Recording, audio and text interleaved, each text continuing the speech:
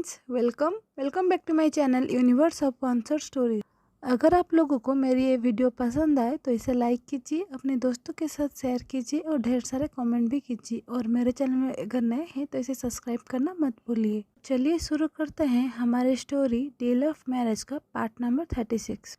आज के पार्ट की शुरुआत वहीं से होती है जहाँ पर पिछला पार्ट खत्म हुआ था, यानी कि वांगजी उइंग को बता दिया था कि इस सारे कारण के पीछे कौन है, जिसे सुनकर उइंग को बहुत ज़्यादा बुरा लगता है और वो इस वजह से वांगजी को सॉरी कहता है, क्योंकि उसे लगता है कि इस सब के चलते वांगजी को बहुत कुछ सहना पड़ा। तभी उइंग को सोचते हुए अचानक से वांगजी को देखकर कहता है, लेकिन अब हम क्या करेंगे। तभी वांगजी कहता है, तुम चिंता मत करो, मैंने इंटरनेट से सारे एविडेंस मिटा दिए हैं और सारे पिक्चर्स भी, और तुम बकवास चीज़ें सोचना बंद करो। और वैसे भी थोड़े दिनों में जब पार्टी होने वाला है तब तो अनाउंसमेंट हो जाएगा ना कि हम दोनों शादीशुदा हैं। जिसे सुनकर उइंग भी अपने सर को हाँ में हिला देता है। तभी सिजुई दूसरे तरफ से अपने गले को खराशते हुए कहता है, भाई रुक जाइए, आप ये तो देखिए आपके आगे पीछे कौन है।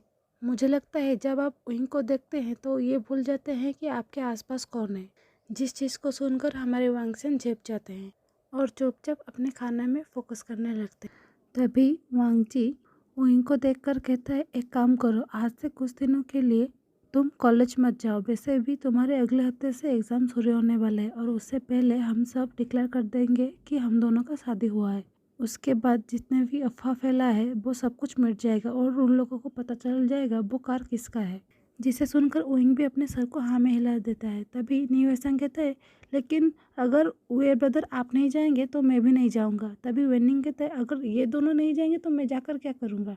तभी सिजुई कहता है, लेकिन मैं जाऊंगा। लोगों के ऐसे रिएक्शन को देखकर वांगजी कहता है, तो ठीक है न्यूएसंग एंड वेनिंग, तुम आज से कुछ दिनों तक, जब तक तुम लोग कॉलेज नहीं जा रहे हो, तो तुम तीनों हमारे घर पर आकर पढ़ाई कर सकते हो। जिसे सुनकर न्यूएसंग मुंह बनाने लगता है। तभी उइंग कहता है, आपके लिए हमेशा पढ़ाई सबसे ज़्यादा इम्पोर्टेंट है। तभी वांगजी उसे आँख दिखा कर कहता है, तुम मत भूलो नेक्स्ट डे तुम्हारा एग्ज़ाम है और मैं बिल्कुल नहीं चाहता तुम इस बार भी मैथ में फेल कर जाओ। अगर तुम सब मिलकर पढ़ाई करोगे तो तुम्हें एक जो भी दिक्कत होगा वो तुम्हें न्यूएसंग पढ़ा देगा, क्योंकि वो तो कॉलेज का टॉपर है ना। और फिर भी कुछ बाकी रह गया होगा तो वो मैं रात को तुम्हें समझा दूंगा। जिसे सुनकर उइंग कुछ नहीं कह पाता, क्योंकि उसे पता है पढ़ाई के मामले में वो कुछ भी बहाना नहीं बना सकता जब उसके सामने वांगजी हो। ऐसे ही उस हफ्ते गुजरने लगता है। वो सभी लोग मिलकर घर पर पढ़ाई कर रहे थे और सिजुई हमेशा कॉलेज जाता था। तभी कॉलेज के सारे स्टूडेंट को पता चल गया था कि उन्होंने उइंग के साथ जो भी किया वो गलत था, क्योंकि ऐसा कोई आम बात नहीं कि एक फ़ोटो पूरे इंटरनेट से अचानक से गायब हो जाए, जो कि बहुत ही ज़्यादा वायरल हुआ। तो इन लोगों को पता चल गया था कि उइंग के पीछे बहुत बड़ा इंसान का हाथ है। तभी पार्टी का दिन भी आ जाता है, जिस दिन सुबह लैन्सी आकर पहुंच जाती है, जो कि सिजुई का छोटा बहन था और लैन फैमिली का सबसे छोटा ओमेगा। जिसे देखकर वांगजी और सिचन के साथ साथ सबसे ज़्यादा खुश सिजुई हुआ था, क्योंकि वो बचपन के बाद जब वो एक्सीडेंट हुआ था वो आज पहली बार अपनी बहन को देख रहा था।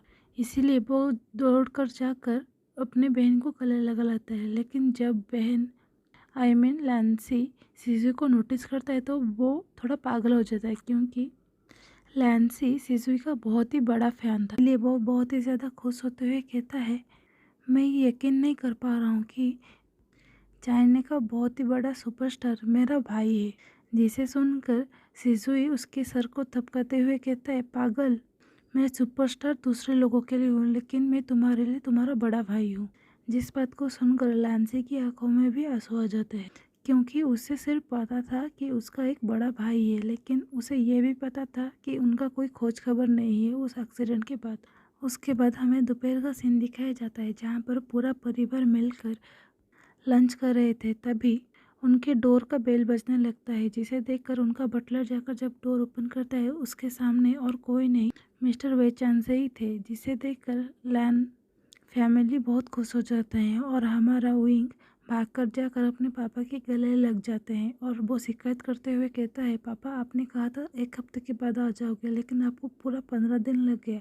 जिसे सुनकर मिस्टर वे कहते हैं, बेटा मैंने काम ख़त्म करने का बहुत ही ज़्यादा कोशिश किया, लेकिन ख़त्म होने में थोड़ा वक्त लग गया, तो मैं क्या करूँ।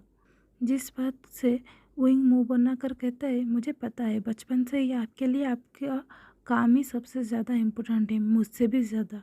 तभी मिस्टर वे विंग की सर को सहलाते हुए कहता है, बेटा मैं ये इतना सारा काम किस लिए कर रहा हूँ, सिर्फ तुम्हारे लिए। तो अगर मैं तो बचपन से काम नहीं करता और तुम्हारा ख्याल रखने के लिए अपना काम को इग्नोर करता, तो तुम जो ये लाइफ जी रहे हो ये जी नहीं पाते। जिसे सुनकर विंग कहता है, लेकिन तभी मिस्टर स्लान उन दोनों के पास आकर कहते हैं, विंग क्या तुम अपने पापा को इस गेट पर खड़े रखोगे। जिसे सुनकर विंग कहता है, हाँ हाँ हाँ पापा आप घर पर आइए। तभी लैन जी चैन खड़े होकर सभी को देखकर ये अनाउंस करते हैं कि जब तुम लोगों का खाना ख़त्म हो जाए तो सभी लोग मुझे हॉल पर आकर मिलना, और मैं आज तुम लोगों को कुछ बताने वाला हूँ, जिसके लिए मैं तुम सब से पहले से ही माफ़ी मांग लेता हूँ। जिस बात को सुनकर चारों बच्चे यानी कि वांगजी, सिचान, सिजुई, लैंसी एंड विंग भी अपने अपने फैमिली मेम्बर्स को देखने लगते हैं। तभी मिसेस लान कहते हैं, अभी हम लोगों को घूमने की कोई ज़रूरत नहीं, अब तुम सब मिलकर खाना खा लो। उसके बाद हमें थोड़ी देर का सीन दिखाया जाता है, जहाँ पर हॉल पर रखे गए सोफे पर एक तरफ सारे बच्चे बैठे हुए थे और उनके सामने सब वाले सोफे पर उनके पेरेंट्स यानी कि लानजीचन, मिसेस लान, लानजीरन एंड मिस्टर वेचान से बैठे हुए थे। तभी बात का शुरुआत लानजीचन करने लगते हैं और वो कहते हैं, मुझे जितना पता है तुम लोगों की ये पहले से मालूम है कि हमारे पापा को लानजीरन और लानसी के माँ के रिश्ते बिल्कुल भी मंजूर नहीं थे, क्योंकि वो एक पुअर फैमिली से बिलोंग करते थे और इसके अलावा वो कोरियन थे। हम लोग के पापा के मुताबिक हमेशा बराबरी में ही सिर्फ रिश्ता बनाना चाहिए, तो इसीलिए वो हमेशा लानसी के मम्मी को हमेशा धमकी देते थे ताकि वो लानचीरन की ज़िंदगी से बाहर न चले जाए। लेकिन तभी थोड़े दिनों बाद वो यहाँ से गायब हो गए। इस वजह से पापा को लगा कि वो उनके धमकी के वजह से यहाँ से गायब हो गए हैं और वो खुश हो गए थे। इसीलिए वो लानचीरन को कहकर उनके शादी उनके किसी फ्रेंड के बेटी के साथ तय करने ही वाले थे। तभी लानजीरन उन्हें बता देता है कि उनकी वाइफ कभी कहीं पर नहीं गई है, वो अभी प्रेग्नेंट है और इसीलिए मैं उन्हें कहीं सुरक्षित जगह पर लेकर छुपा दिया हूँ ताकि वो आपकी नज़र से दूर रहे। जिस चीज़ से पापा इतना ज़्यादा गुस्सा हो गए कि उसके बाद वो एक जासूस हायर कर लिए जो उन्हें लानसी की माँ में बारे में बताएगा। तभी इस बारे में मुझे पता चल गया था, तो मैं लानचीरन को बताकर उसे आगाह कर लिया था, जिसकी वजह से पापा को उसका पता कभी भी पता नहीं चला जब तक 9 महीने बाद वो सिजुई के साथ इस शहर में वापस नहीं आई। जिसे देख पापा बहुत ही ज़्यादा गुस्सा हो गए थे, क्योंकि वो बिल्कुल नहीं चाहते थे उनका खून यानी कि उनका फ्यूचर यानी कि सिजुई का मम वो थी। जिस बात को सुनकर विंग को बहुत ही ज़्यादा गुस्सा आता है और वो गुस्से में कहता है, ये कैसा इंसान है, ये इंसान है भी या हैवान है। जिसे सुनकर मिस्टर वे कहते हैं, बेटा तुम अभी शांत हो जाओ, क्योंकि हम लोगों की बात ख़त्म नहीं हुई। तभी लानचीरन कहना शुरू करता है और वो कहता है, ऐसे ही हम सिजुई को पापा से बचाते रहे और उसके बाद हमें पता चला कि वो से प्रेग्नेंट है। जिसे सुनकर हम सब बहुत ही ज़्यादा खुश हो गए थे, लेकिन फिर मेरे मन में और भी ज़्यादा डर बस गया, क्योंकि तब तक पापा बिल्कुल ही पागल हो गए थे और वो कुछ भी कर सकते थे मुझे उनसे अलग करने के लिए। इसीलिए मैंने कुछ सोचते हुए तुम्हारे मॉम को कुछ सालों के लिए कोरिया पर छोड़ दिया, और मैं जब भी काम के सिलसिले में बाहर जाता था तो आते समय तुम लोगों के साथ रह कर आता था, और इसके वजह से ही मैं तुम लोगों के बचपन पर तुम्हारे साथ नहीं था, क्योंकि मैं बिल्कुल ये नहीं चाहता था कि पापा तुम लोगों के पास पहुंच सके और तुम लोगों को मार डाले। जिसे सुनकर सिजुई बहुत ही ज़्यादा रोने लगता है और लांचीरन के पैरों के नीचे बैठकर कहता है, आई एम सॉरी पापा, मुझे लगा आप हम लोगों से बिल्कुल ही प्यार नहीं करते, इसीलिए आप अपने परिवार के साथ चाइना में रहते थे और हम सब कोरिया में। क्योंकि जब भी मैं अपने दोस्तों को उनके पापा के साथ देखता था तो मुझे बहुत ही ज़्यादा बुरा लगता था। जिसे सुनकर लांचीरन भी उसे अपने गले में लगा लेते हैं। तभी लांजीचन कहते हैं, तुम दोनों अभी से अपना कंट्रोल मत खो, क्योंकि अभी तक हम लोगों ने तुम लोगों को बहुत ही ज़्यादा इम्पोर्टेंट बातें नहीं कही। जिसे सुनकर वहीं कहता है, और भी बाकी है।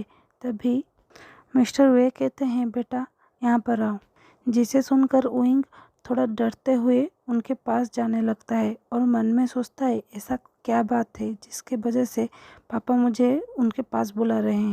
तभी मिस्टर लान किरण कहना शुरू करते हैं, उसके बाद जब थोड़े सालों बाद पापा ने मुझे मंजूरी दे दी कि मैं तुम लोगों के साथ ऑफिशियली रह सकूं और मैं तुम लोगों को पूरी दुनिया के सामने इंट्रोड्यूस कर सकूं एज माई फैमिली।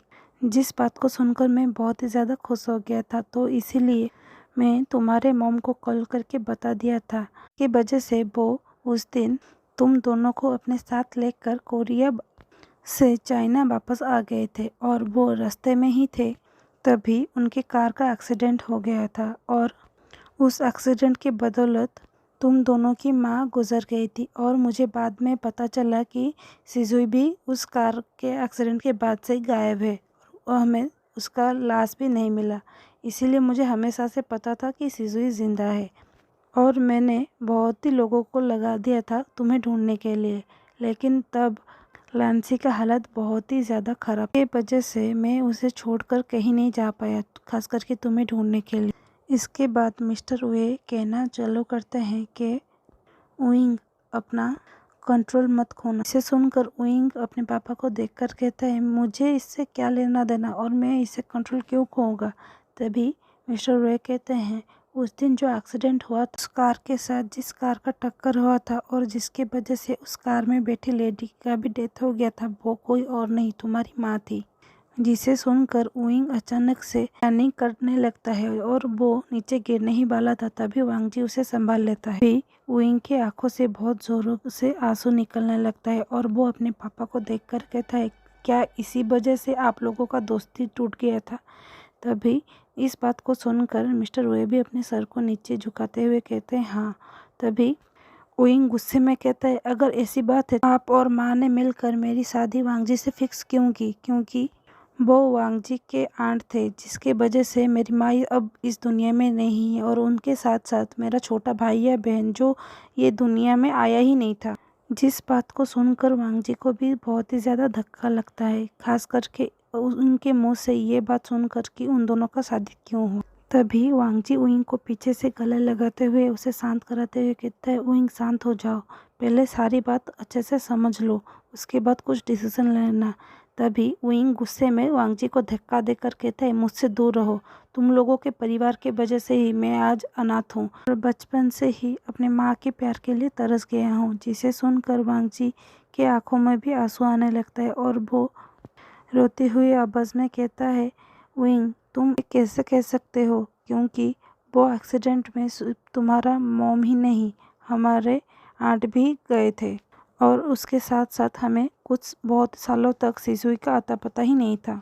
तभी मिस्टर वे नीचे आकर उइंग को गले लगाते हुए कहते हैं, बेटा पहले मेरे बात को पहले ठीक से सुन लो, पूरा कंप्लीट होने दो, उसके बाद कुछ डिसीजन लेना। जिसे सुनकर उइंग रोते हुए कहता है, पापा आपने मेरे साथ धोखा किया है, आपने उस इंसान से मेरी शादी कर ली जिसके परिवार की वजह से मेरे माँ मेरे बचपन से ही मेरे साथ नहीं है।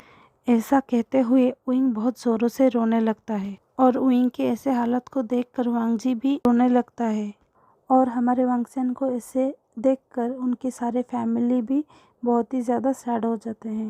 तो आज के लिए बस इतना ही। अब हम नेक्स्ट पार्ट में देखेंगे ये जो खुलासा हुआ है इसके वजह से हमारे वांगसेन का लाइफ कैसे चेंज होता है और कैसे इस सारे चीज़ों से डील करते हैं।